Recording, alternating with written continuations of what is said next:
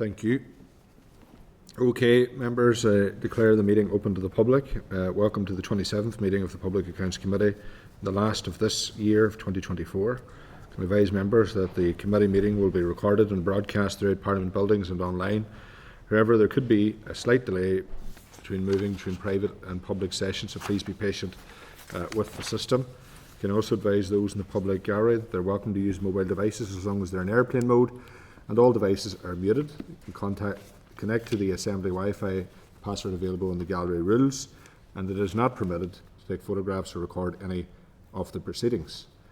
We'll proceed to the first item, which is apologies, and we have apologies from the Vice Chair of this committee, Cheryl Brownlee, who is hoping to join us later. It's held up at another meeting, and also Colin Gildernew, who is off, and we hope to see Colin in the new year and wish him well as well. Okay, members, can I refer you to the pack for a copy of the draft minutes of the meeting held on the 21st of November at page 7 of the pack? If members see that, are they agreed? Yes? From the last meeting? Yeah. All okay? Thank you. I should add that online also joining us is Padraig Delargy, MLA, and he'll be tuning in remotely. Okay, members, has any member any relevant declaration of interest to declare for this particular meeting? Okay. Daniel, I do. Padraig, go ahead. Yeah, just as Sinn Féin spokesperson on skills, but also as participant in the Skill Up programme as part of my brief. Okay, thank you. And Diane, Forsyth? Yeah, under correspondence, reference to the Audit Committee. I'm also a member of the Audit Committee. Thank you.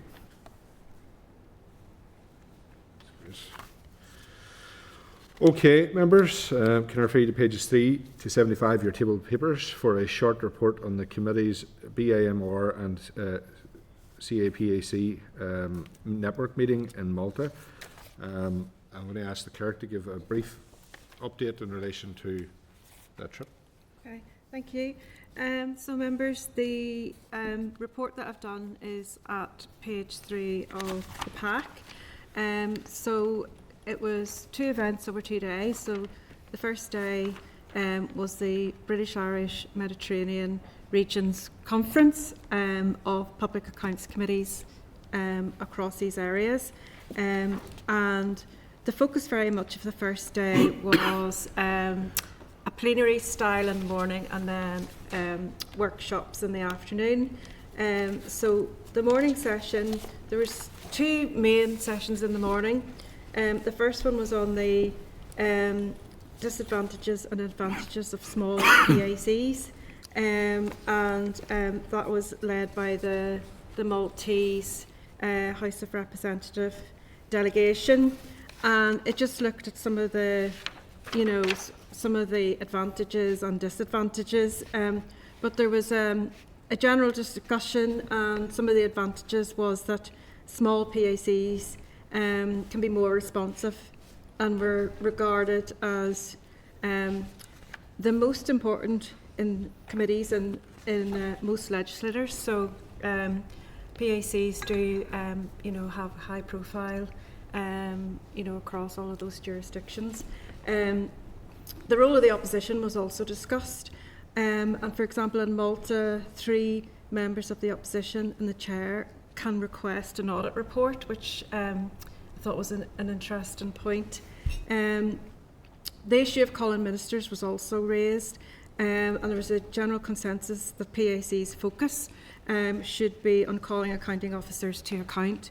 And in the Isle of Man, some ministers are actually barred from sitting on PAC through legislation. The PAC from the Assembly here highlighted the importance of the 3 key principles for an effective PAC: accountability, scrutiny and deliverability. Also, points that were raised by this PAC was the importance of having the right data for scrutiny. And in terms of having impact, the recent report and launch of the Child Poverty Report was referenced to demonstrate how PAC here can make a difference. That then prompted a discussion around the importance of follow-up on PAC recommendations. And there were some interesting examples which could be possible follow-up actions for this committee. One was to look at a bit of detail in terms of Jersey, which has developed a performance tracker and dashboard to track recommendations. Gender imbalance was also raised as something that PACs can suffer from, and the Welsh delegate, who's a member of the Labour Party, said more needed to be done to encourage women to join PACs generally. Some of the disadvantages then that were raised were the lack of resources for small PACs, and the potential conflict of interest that can arise from smaller populations. And for example, in Malta, there is a population of 500,000. So with a population that small, that was cited as a particular issue. It's also interesting to note that Malta has 79 elected MPs and 68 local council members. So it's quite a large representation. However, what they found a particular challenge was that they were doing these jobs on a part-time basis, and they found it difficult to balance their duties as public representatives versus whatever professions they were in as well. The next session then was on assisting PAC members and staff through digitalisation and AI. That was quite a fascinating presentation, and there is a presentation in the pack attached to this report, and it was really just going through how AI in a way shouldn't really necessarily be feared and how it can be used. There was a whole load of examples about how it can improve data analysis, fraud detection, but it was very much, I thought, looking to the future of the potential applications, and personally I didn't get a sense that a lot of legislators were actually doing this, but it was just really looking to see what it could do in the future. But there was some caution expressed by individuals about the danger that it can undermine democracy and impact the workforce. So I think the conclusion was it needs to be used responsibly, and you need to be able to trust the applications and where the data has come from. So that was the morning sessions, and then the afternoon was very much focused on workshops which were around Sustainable Development Goals, which were adopted by United Nations in 2016, and to eradicate poverty, to protect the environment, and to sustain workforces and the economy. So there was 3 workshops. One was on zero poverty. So all of this delegation were divided up into the various workshops. So there was the zero poverty one, and there was like a very lengthy presentation that had been given on that, and this book, which you're happy to refer to at any stage, on poverty. And then the Decent Work and Economic Growth workshop, that was chaired by David Honeyford, and it was really just to see all of the workshops were really looking at how far different legislators had got in any type of formal audit of these SDG goals, and what came out of those discussions were that in some more had been done than in others, and in some countries like Wales, it's actually built into the legislation that there is an audit role and therefore a role for PAC, whereas in other places it wasn't as well developed, and so then less relevant to PAC. However, in the skills workshop, there the example of the skills inquiry here was used, but it just seems to be something that is happening anyway. And then the second day then was all of the PACs coming together from across the Commonwealth, and that was a plenary session which again revisited some of the areas that I've just gone over. So there was a discussion around sustainable development goals, and some of the issues from the day before were brought forward, and then there was sort of the business that needed to be done, like the re-election of the treasurer and some of those posts. And when the report from that becomes available, I will share it with you. Thank you, Lucia, for that very detailed report of the trip. I think, first of all, we should send a letter of thanks to the Speaker of the Maltese Parliament for hosting us and for his kind hospitality and warm welcome, and equally to the Chair of the conference as well, and just thank them and show our appreciation for their kindness as well. There was quite a number of things that jumped out. I think, for instance, the tracker, the dashboard tracker, is something that's interesting to see how that works in Jersey. And I think we're going to explore that further. I think all members had a bit of an interest in relation to that. And I think as well, when you look at the work of various public accounts committees, there is a lot of comparatives in terms of how we operate. We're very similar actually in some of the things we're doing, but equally there is learning. And some of the challenges are quite similar actually.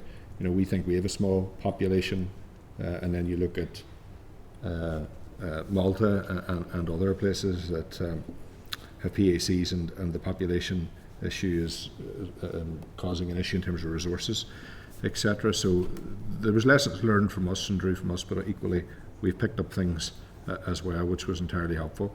I think it's important as well just to thank Lucia and Kirsten for looking after us over those few days, and for the team here at the Assembly for starting the arrangements. Everything was very smooth. The committee got on exceptionally well, and I think it was a very worthwhile visit. So thank you, Lucia, and Kirsten for your assistance and help with that.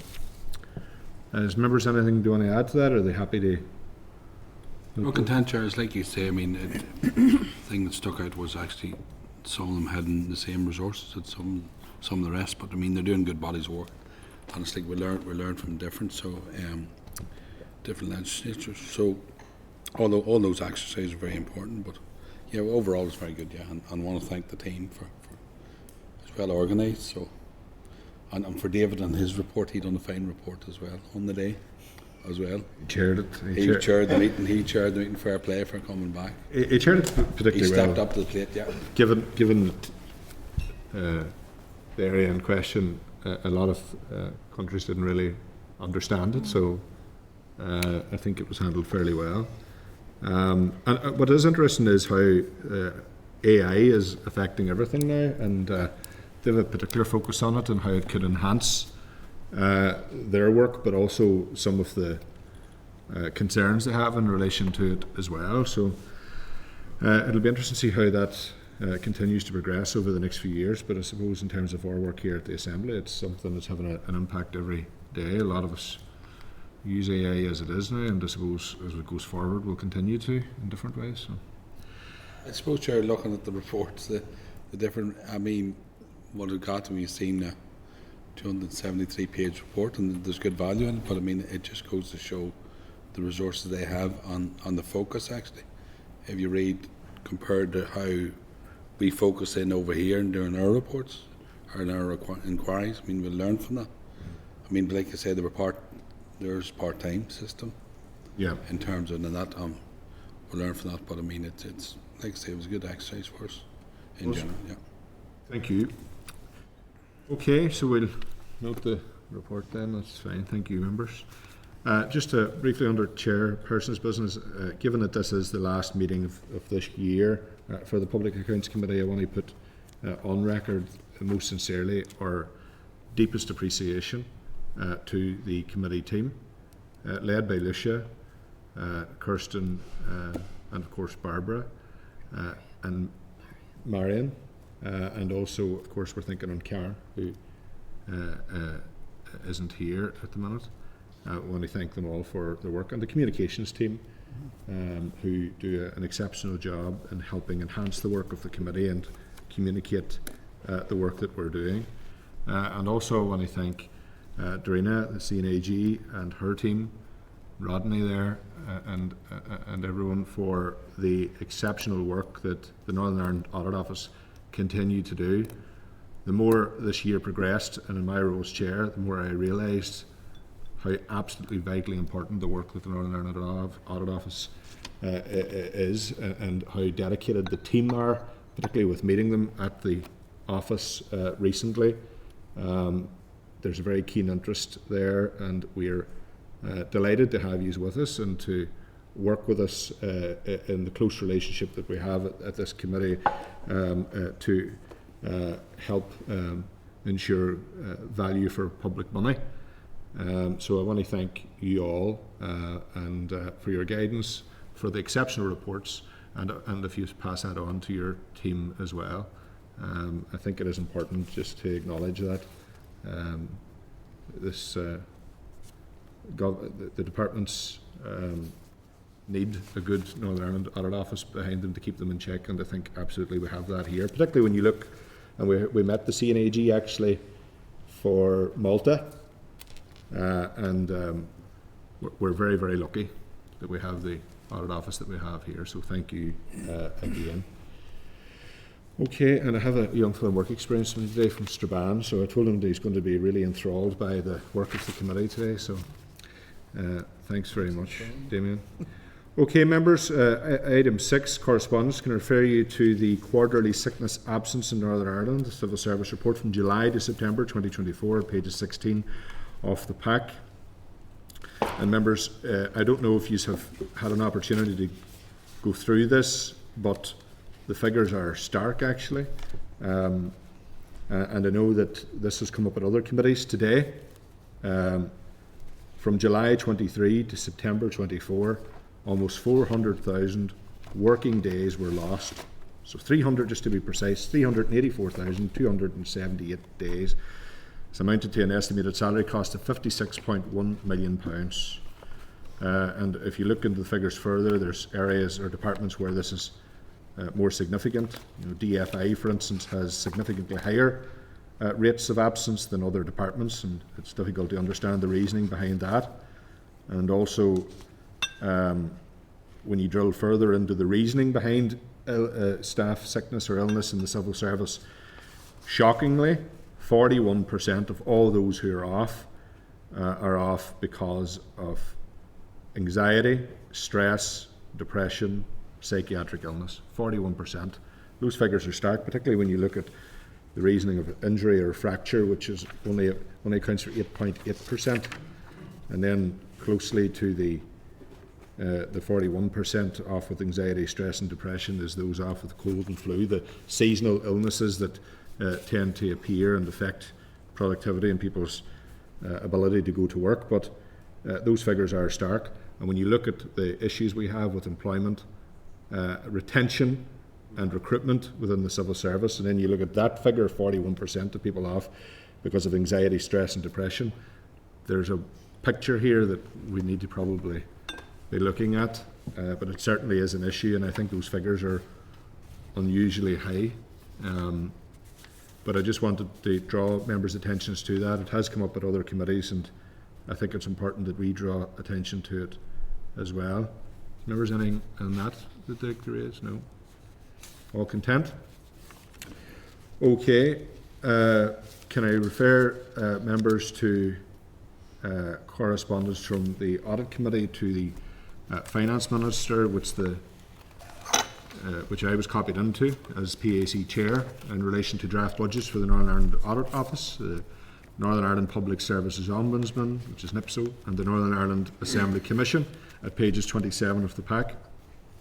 Are members content to note that correspondence? Great, thank you. Okay. Members can refer you to correspondence at pages 77 to 93 of the table pack from the Permanent Secretary to the Deputy Chairperson in relation to the Memorandum of Reply Mental Health Service in Northern Ireland. Are members content to note the correspondence, or Diane for say? Yeah, just there's obviously there's 2 items, but on the detailed breakdown, I just am a wee bit concerned with the progress against some of these responses. Our inquiry was, I can't remember, was it like May, June time? So a lot of our recommendations are coming through to June 2025, so it's a year on. And I remember specifically because I had these questions in the mental health report around the data, and I'm really concerned at some of the responses and progress updates very much pointing to things will be better under Encompass, because very much we were making a point as a committee that they're continuing to spend a lot of money in year, and we wanted to see updates on what was happening this year. But it's very much, when you read a lot of those update points, they're pointing to when Encompass, and we will update in June, whereas I would be keen to understand a bit more about what is continuing to happen in year. We had them in May, June, this is now December. Are they continuing to spend without having details? They refer to a quarterly report that's coming through. I wonder, might we be able to have a copy of that, have it noted as point 4. It says the Regional Mental Health Service team is providing quarterly progress updates to DOH as part of strategy governance arrangements, and there'll be more and references on the first phase of work to collect outcome data in June 2025 as agreed. I don't think we agreed that the first amount of data to be reviewed should be in June 2025. We were very concerned about what data was being recorded right now and what was happening with it. So on my reading of those responses, I'm just concerned what's happening in 24-25 as they continue to spend. So I don't know if Will be proposing we send a letter requesting that information? I would propose we would ask to see what sort of information is coming in those quarterly updates, and a bit more specific progress on what is happening with regard to in-year performance and outcomes data for 24-25, because I'm very concerned that most of the references in the update is pointing to when Encompass is in everywhere and pointing to when they report to us in June 2025. I'm just a bit concerned about the in-year. I think that's a good suggestion. Are members content with that? Yeah. Okay. Thanks very much. Okay, Lucian? Mm-hmm. Okay, members, can I refer you to correspondence at pages 77 to 93 of the tabled papers from the Permanent Secretary, again to the... No, I'm covering I'm confused there, sorry, my mistake. Yeah, okay, sorry. Was the 2 items covered actually, wasn't it? Yeah. Okay, members, can I refer you to page 94 of the table papers from Margaret Ritchie on behalf of her constituent Dermot Nesbitt in relation to planning matters in Crossgar following the discussion of the MOR on planning on the 14th of June 2024. Can I advise members that due to the complexity of the issues raised, in order to properly consider this matter fully, it should be deferred for consideration in January. Are members okay with that? Okay. Thank you. We'll return to that in January. Okay, members, agenda item 7 is the inquiry into major capital projects, a briefing session.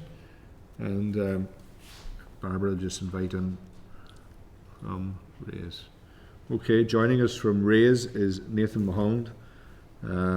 Members, you'll recall that a piece of research was commissioned during the inquiry into capital projects, major capital projects, into social licences.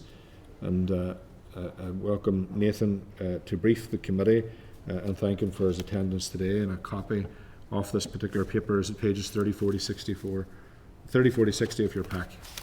Okay, Nathan, if you want to. Good afternoon, committee, and thank you, Chair. I'm going to discuss today the concept of social licence, or sometimes referred to as a social licence to operate. I'll just give you a general overview of the paper and then leave time for questions at the end. So at section 1 provides background information on the concept. I would start by saying that social license, and this is referenced in a lot of articles, is not a piece of paper. So just to quote the president of Newmont Mining, when he said, "You don't get your social license by going to a government ministry and making an application or simply paying a fee." Put simply, social license is an intangible and informal social contract. Social license is in effect about gaining buy-in for a project from stakeholders, and also defines a situation where the project has ongoing approval from stakeholders. The concept of social license is generally agreed to have been coined in the mid-1990s by a Canadian mining executive and was in the beginning associated with the mining industry. Since then, the term has expanded into other industries. The term has also been developed in scholarly work.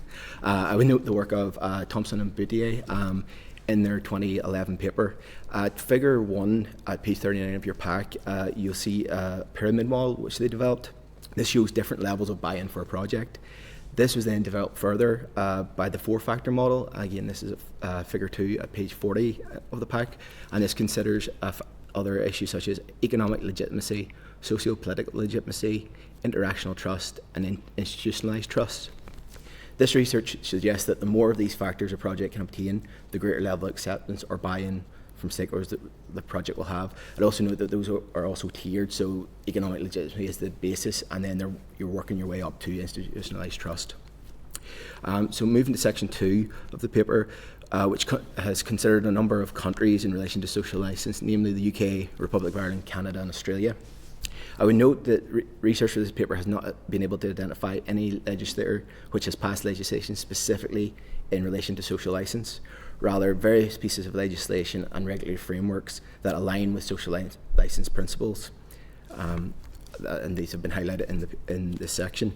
In addition, I would also highlight that the concept of social license also aligns with a number of other similar concepts, including corporate social responsibility, environmental, social and governance, ESG, and community benefit, among others. So just looking at specifics at the individual countries. So in the United Kingdom, you'll see table 1 at page 41 of the pack, and this presents a number of pieces of legislation and policy and regulations which contain provisions that contribute to the process of achieving social license. This section also highlights sectors which have considered social license in their everyday operations. This includes the UK Civil Aviation Authority and notably the equestrian sports sector, which carried out research with academics into social license and has identified the challenges the equestrian sports sector has faced in maintaining that social license in the current climate that they face. Section 2.2 considers the Republic of Ireland. As with the UK, no specific legislation or policy could be identified that directly considers the concept of social license. In this section, I would highlight figure 3 on page 44 of the pack, and this is taken from the 2024 Climate Action Plan and the section on citizens' engagement. This shows a number of initiatives and bodies which will engage with citizens to develop climate policy. And I would highlight that one of the outcomes of this aims to achieve is a social contract via whole society engagement. And as I stated earlier, social license is considered a social contract, so I think that aligns slightly with that work. The paper has also taken a similar approach in reviewing the situations in Australia and Canada. And I would note that both these countries have a significant mining sector, and it was a Canadian executive that is recognised as having coined the term social license. As such, the concept of social license is more established in discourse in these nations. And one thing I would highlight to the committee across these sections is the 2018 inquiry into how mining sectors can support business and regional economies, which was held by the Committee of Industry, Innovation, Science and Resources of the Australian Parliament, in which they had an entire section on social license. And the inquiry identified a number of issues in terms of social license, and the committee recommended introducing a code of conduct for social license, but did not go as far as recommending legislation. Section 3 of the paper has identified a number of potential issues for consideration in relation to social license.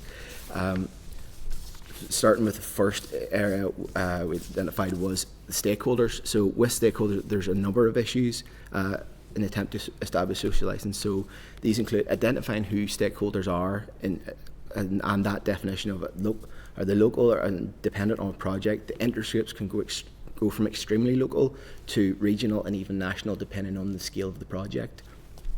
There's also conflicting interests of stakeholders. In this, I consider that local community can be accepting of a project, it creates jobs, improves safety, and there's those who are against it on environmental grounds. And so to balance that, to get the social licence from all of society is very difficult when you've got stakeholders who have different or even very competing interests in a project. And there's expectation of stakeholders as an issue as well, that developers may make commitments to gain initial acceptance, but if these are not followed through over the life of a project, the social licence can be diminished or even lost altogether. Another issue was the idea of project fluidity, and the research has demonstrated that by their very nature, projects are fluid. They change based on the conditions at the time. They may come in contact with issues, and based on the number of factors, it was recommended that ongoing engagement throughout the entire process is and stakeholders are kept up to date with the most recent information to keep and maintain that social licence. The paper has also considered the project need compared to the stakeholder objection, and this reflects that approvals may have been obtained for a project and the project can proceed despite objections from stakeholders as there's wider societal benefit. A developer may be limited on how they can address the issues of stakeholders by factors such as finances, planning and approval on general legal grounds. And finally, some commentators have noted that the desire to gain a social licence undermines the democratic mandate. To that point, some believe that certain stakeholder groups have too much power in objecting to a project. In some cases, a politician or a political party may be elected on a manifesto to establish or do a project, but then the intergroups, especially it's considered some of those that have a wider platform, are able to challenge these decisions through the legal process against the views of the majority or against those who have voted. To conclude, social licence in theory is an outcome of engagement, communication and ongoing evaluation of stakeholders' perspectives of a project. This can be difficult as the perspectives across stakeholders can vary or be contradictory. The level of buy-in from groups and individuals can differ greatly. However, in principle, the ambition to obtain a social licence should be key consideration when engaging in a project. Gaining as much social licence as possible helps limit the problems and costs associated with addressing such problems. Thank you, and I'll leave up to questions. Sorry. Thank you very much for that presentation and for the work on this paper. I do appreciate it. I know it's quite technical and dry, but important nonetheless, and has come up at various times. Members, if you'd like to ask any questions, just indicate accordingly, and then we can go from there. But I've just got two before we do that. So we have Diane and Cahan, so I'll ask one and then we'll go to members. And if Padraig would like to ask a question, just indicate on the screen. So you've drawn attention to the importance of identifying relevant stakeholders, and are you aware of any projects that experience significant difficulties because not all the relevant stakeholders had been identified and engaged with, for instance? And are there any examples of such projects close to us?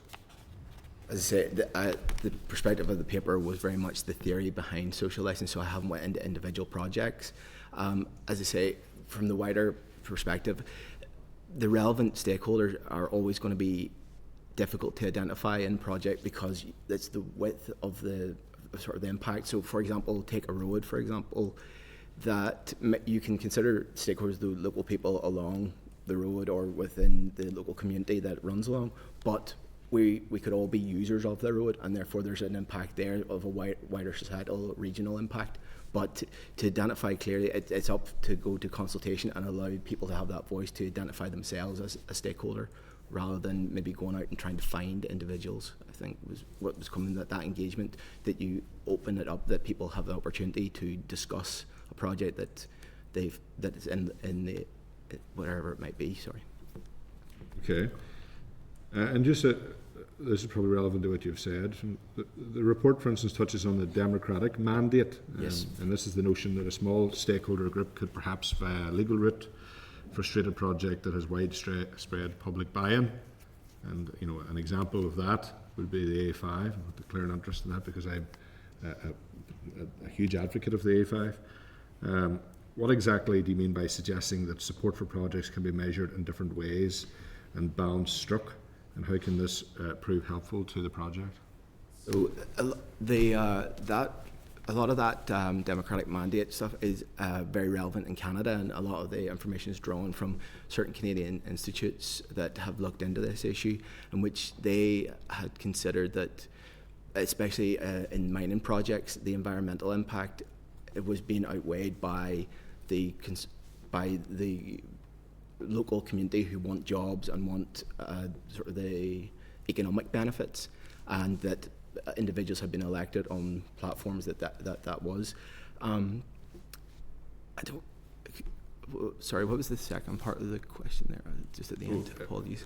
Basically, what exactly do you mean by suggesting the support for the projects can be measured in different ways and the balance struck, and how can you prove this? How can this be proven helpful to the project? So that in terms of the democratic mandate, the support would be through the vote. But then again, if you're looking at consultation stuff, you may have people who don't vote but who are very passionate about a particular project, and then they're getting involved in a different way through protest or engaging with, you know, consultations and stuff like that there. So you've got different, that's what I mean by different methods, that there's certain people who maybe don't engage in one aspect, maybe engage in another. So to try to get that balance across all people who are passionate or affected by a project. Yeah, so the A5 is a good enough example of where this is happening. Project has considerable support, certainly a constituency level, you know, West Tyrone being a main affected area, 5 MLAs in that constituency, all 5 are in support of the project. The majority of people that I've been speaking with in business are in support of it, but yet a small number of people can object to it and frustrate it. But the majority of people feel that they're not being heard or listened to in relation to it, so I suppose that's where the social licence would have its most value. I suppose with all these things, it's the people who speak, and there may be a lot of people who have an opinion on the thing but don't engage with perhaps consultations or with votes. So it's very hard to judge who that everybody in an area or that, because it's really only those who speak up or get involved will be heard, and whether be it through the vote or through actually engaging in inquiries and consultation stuff like that there. So. And it tends to be the case, I suppose, when you look at any of these projects, it tends to be those who have an issue with it that are objecting that tend to be more vocal than those who are in favour. You tend to find that those who are in favour of a project just kind of quietly say, I'm supportive of it and don't go to these inquiries or add their... and I suppose the example that I've seen more recently where that has shifted is in a public inquiry in relation to A5. So you can see actually how, yeah, it could balance out, yeah. Okay. Diane and Cal. Yeah, thank you, Chair, and thanks very much, Nathan, for this. It's really, really useful. It's just a shame that Colum's missing out on it. He was particularly, interested and strong on the social licence, but I'm sure he'll touch in with the detail. You had mentioned the places that have legislation on this were mainly countries where they had a lot of mining.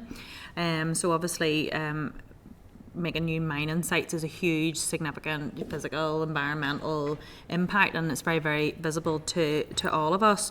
But here in Northern Ireland, because we're so rural and we have, such a lack in infrastructure, our roads actually, as the Chair mentioned, the A5 actually are so significant to us here. So it probably could be on a par with huge things like that. I just was wondering where the legislation is in place for those places with the mining sectors, sort of just follows on from what the Chair was saying. Does that mean then that whenever it goes so far, they've showed evidence of engaging with everyone, that they then have the power to move forward as long as they show they've taken account of all of those views? I suppose when it comes to social licence, you have the legal requirements that we would have here for consultation, and that's part of those other legislations that I've mentioned. But with social licence, you can get it one day and lose it the next. It's more the feeling of people, communities of groups. It's not something that, as I say, you get once you get a tick box and say we've got social licence. It's not like that. If the project changes or things occur and happen, you can lose it instantly. So it's about that's why at the end I said it's about that maintaining constant interaction with relevant groups, making sure they're informed if there are changes or if anything happens. So as I say, it's very much a concept. It's very much internalised to the relevant groups, and what might work for one person might not for somebody else, and then you lose the social licence with that group. But the social licence is very individualised to everybody who's involved or affected by it. So as I say, it's very hard to measure that and you don't know, people are people, and that's very difficult to sort of say, we're going to do one thing and it'll bring everybody together, or we've done this, so therefore we've achieved it. It just doesn't. It's very much theory and a concept in the mind, rather than being something on as I say, a piece of paper that we've done and ticked the boxes for. That's very difficult. Legislation's not really given any more, power behind it, because in principle, social license we're everywhere where we want to be. It's the same as consultation, but I just would concur with what the chair said. It just does feel disproportionate that if you've shown that you've taken effect of everybody's concerns to try to find a route forward, the actual legislation's not giving you anything further. As I say, this is a term that was coined by mining executives because they were facing so many difficulties in terms of the environment and dealing with Aboriginal groups and First Nations in those areas. So initially Canada was the first, and then Australia, but those mining industries are international, so that concept travels. It's very much that sort of idea that they were trying to do. They coined a term to try to say we need to work harder to get buy-in, but they were meeting, as the point was, they were meeting their legal and recommendations. They did their assessments and stuff, but they were still facing difficulties in terms of local communities protesting or legal actions being taken against them. So it was a way of them sort of pushing to go, we need to do more to get the community, because we want to reduce our costs and get these projects moving. And that's what makes this so difficult. It's coming from industry as a way to, they were having difficulties, and then they were trying to move that forward. So I say it's very hard to sort of pin it down as something, because it's not been agreed internationally by, I don't know, an OECD or a World Bank or some kind of institution like that. It's very much a sectoral based thing that has sort of taken off, and a concept that's grown into other sectors where they're also facing challenges, be it information or AI, those sectors where they're seeing pushback against what they're trying to do, and so they need to bring people and get that buy-in to move people along so they can continue what they sort of their ambition or their goals are. I think, Dan was touching on that. You get the public inquiry mechanism as an arena where people can have their voices heard and contribute in an evidence-based way, I suppose, towards the overall hearing. But it's very frustrating when you go through all that process and a report is compiled and one small contingent of individuals can frustrate the process going forward and cost the public purse hundreds and hundreds of millions of pounds. And that's happening. As I say, some of the criticism in that, as I say, was from particular individual groups who had maybe a media platform or had resources to carry out that kind of activity, whereas other people perhaps don't, and that's part of that democratic mandate where you've got sort of that idea that they were getting their buy-in from multiple ways, but that these small groups or particular groups with a particular interest were able to use the mechanisms of the state, and that's kind of as part of that section of the report, that the individuals felt that it was up for decision makers, for the elected politicians to decide and to sign off, and if it is a legal challenge, there are ways to amend that through the parliamentary processes to change that you can restrict that. They weren't against people having, because there are legitimate reasons why somebody would object to a proposal, but at a certain point they felt it was going too far and that it needed to be, more action had to be taken at a parliamentary level and a legislative level to control that process, because they felt it was getting too much out of hand. You're loose. Yeah. Okay, Cathal and then Padraig. Thanks, Chair. Nathan, thanks very much. You're back again. It's quite an interesting concept, and I appreciate what the Chair said, because whilst we're saying that we don't want to hold up major contracts, people on the other hand has the right to have their say, so we need to get it right. The likes of our house convention, all has laid out the challenge and all, and the ways people can go about it. My question probably to you, because no matter how you word it, it's about public buy-in, be it business or other. Absolutely. And government have a responsibility if they're undertaking a major project, that they now have learned that communication with the locals and with people with the best intentions in the world, no matter what you're trying to do. So just looking at, you see the Australian one, because this concept started from a point where there was a mining practice already established, and then they want to maybe grow it, and then to get into this question mark or maybe taking land or whatever they had to be to engage with locals or communities, whatever. So for the Australian model, I mean, how does it really work, and would it work here, and how? And I know it's very difficult for you to get information on. To be fair, starting afresh ourselves and new, it'd be very hard to legislate for this because there's already regulations there. As I say, there's some of the appendix to the paper. You'll see the advice from certain. There's Transgrid Social Licence Framework and the National Community Engagement. So as what I found was rather than there was some policy guidance, but many of the sort of overarching groups, sectoral groups, were publishing guidance information to their respective companies who were associated with them to talk about this issue and to provide them with sort of guidance in terms of, they say, engagement and telling them to do ongoing work to ensure that they maintain this throughout. That, as I say, it did seem more at a sectoral level within each of the groups that they were working with, that they were providing their own guidance to them. Yeah, and it just is something we have to be more proactive again with, we going forward, because they early engage with communities. But you can take the A5, you can take the interconnector, which we've had issues with. Like anybody goes put up a wind turbine, there's a challenge. So besides the Australian model, we have an opportunity to learn from, instead of being reacting to things, which is where this actually come out of. Yeah. Because this is a reactive thing, it wasn't a proactive.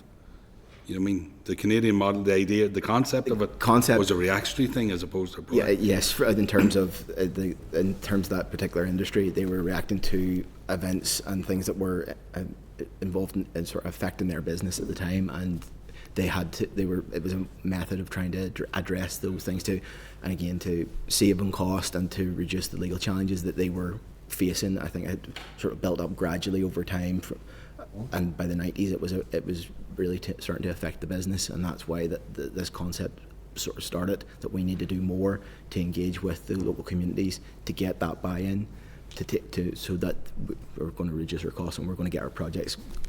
Thanks very much for the paper. I think it's a concept we'll have to get used to going forward, but thank you for your paper. Yeah. Thank you. Padraig? Chair, just checking you can hear me okay? Yeah, perfect. Okay. Look, thanks very much for your presentation. I found it really useful and actually really interesting as a concept as well.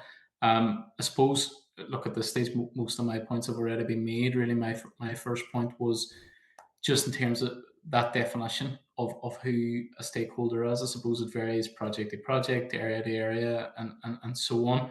And then the second point was just really around, how do we make sure that people actually feel heard in that process as well? Because it's one thing to, I suppose, be a stakeholder, whether you've been identified as one or not, but it's actually what impact does that have, on you? How much does what you say actually impact what happens? So, look, you've already answered them. I don't want to kind of make you go through it again. I thought it was really, really interesting. In terms of listening to the other questions, the responses. But I suppose really just in terms of actually the second point around how do we engage with stakeholders, it brings back to the first point. We need to be clear on who the stakeholders are. And that's the key point in all this, just following on from Kel's point as well. So thanks very much. Really interesting topic and keen to explore it a bit more. Thank you. Thanks, Patrick. Okay, anyone else? Okay, Nathan, thanks very much for being with us and for doing that work and taking our questions. I appreciate it. Thank you very much. Okay, members, we'll move into a closed session to discuss the next item on our agenda, which is the inquiry on developing the skills for Ireland's future. Thank you. Just looking at that in the age profile, something I did. Senate Chamber. Sound